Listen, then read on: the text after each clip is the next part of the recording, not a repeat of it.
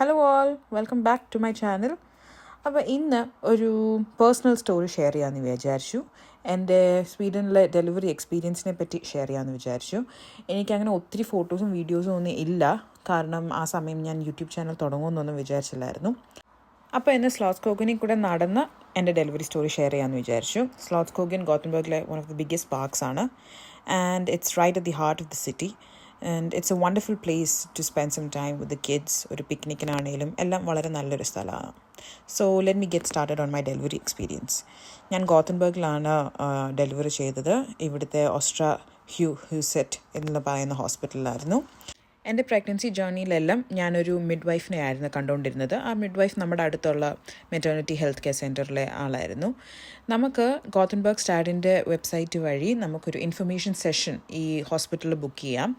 And they will give you information on the delivery procedure, things to bring, അവർ ഓഫർ ചെയ്യുന്ന pain relief methods ഒക്കെ. അത് സ്വീഡിഷിലും ഇംഗ്ലീഷിലും ആ സെഷൻസ് ഉണ്ട്. നമുക്ക് കംഫർട്ടബിളായിട്ടുള്ളൊരു സെഷൻ നമുക്ക് ബുക്ക് ചെയ്യാം. സ്വീഡനിൽ 41 weeks plus 5 days വരെ വെയിറ്റ് ചെയ്യും നാച്ചുറലി പെയിൻ വന്ന് ഡെലിവറി ചെയ്യാൻ.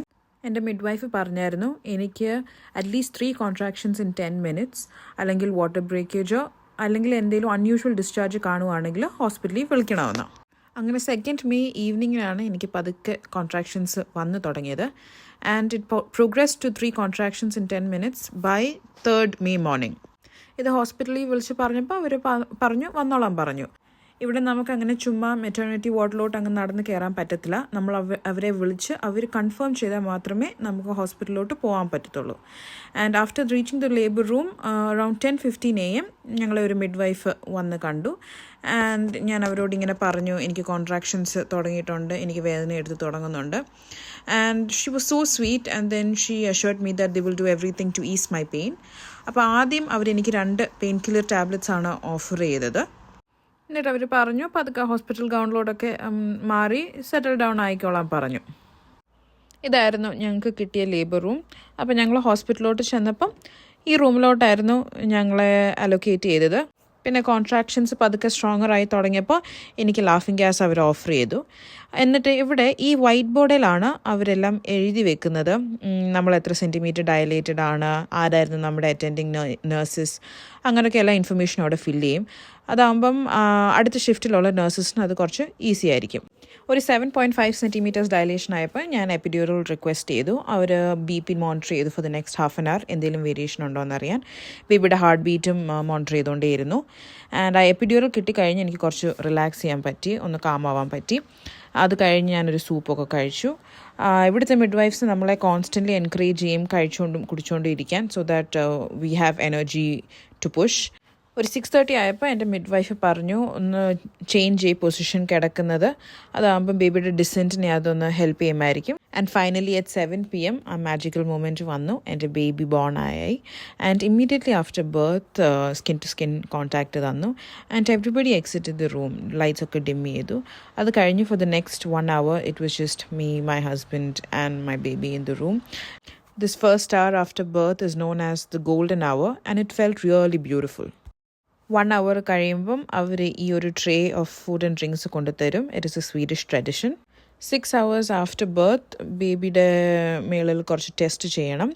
സിൻസ് ആ baby was born at around 7 PM we were offer to stay the night. അപ്പം throughout the night there were test done on the baby and if everything looks good on these test we can go home.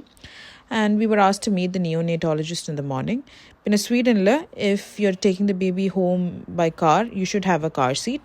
And if you don't own a car seat, you can rent one at the hospital. Midwives ellam valare helpful aayirunnu njangalku, and I'm so grateful to have such support, to have had such support during this important phase in my life. Appam next day morning we met the neonatologist and it was all good. പക്ഷേ ഞങ്ങൾ pack ചെയ്ത് ഇറങ്ങാൻ നേരം ഒരു slight yellow tint ബേബിയുടെ കണ്ണിൽ കണ്ടു. അപ്പോൾ ടെസ്റ്റ് ചെയ്തപ്പം ബിലിറൂബിൻ ലെവൽസ് കുറച്ച് ഹൈ ആയിരുന്നു. So they said that it's better that we stay for a day so that they can monitor ആ ബേബി. അങ്ങനെ ഞങ്ങൾ ബേബി വാർഡിലോട്ട് ഷിഫ്റ്റായി. ബേബി വാർഡ് മെറ്റേണിറ്റി വാർഡിൻ്റെ തൊട്ട് മേളിലായിരുന്നു. അപ്പോൾ 1 day അവർ മോണിറ്റർ ചെയ്ത് കഴിഞ്ഞപ്പം അതെല്ലാം ഓക്കെ ആയി. ഞങ്ങൾ ദൈവം സഹായിച്ച് നമുക്ക് വീട്ടിൽ വരാൻ പറ്റി. നമ്മൾ വീട്ടിൽ വന്നതിന് ശേഷം നമ്മുടെ അടുത്തുള്ള BVCയിൽ വിളിച്ച് നമ്മുടെ കുഞ്ഞിൻ്റെ ബർത്ത് രജിസ്റ്റർ ചെയ്യണം. അപ്പോൾ 1 വീക്ക് കഴിയുമ്പോൾ ഒരു നഴ്സ് നമ്മുടെ വീട്ടിൽ വന്ന് ബേബിയുടെ വെയ്റ്റും നമ്മുടെ ഡൗട്ട്സും ഒക്കെ ക്ലിയർ ചെയ്ത് തരും. അവർ വിറ്റമിൻ D ഡ്രോപ്സും തരും. അത് നമ്മൾ ബേബിക്ക് എല്ലാ ദിവസവും കൊടുക്കണം.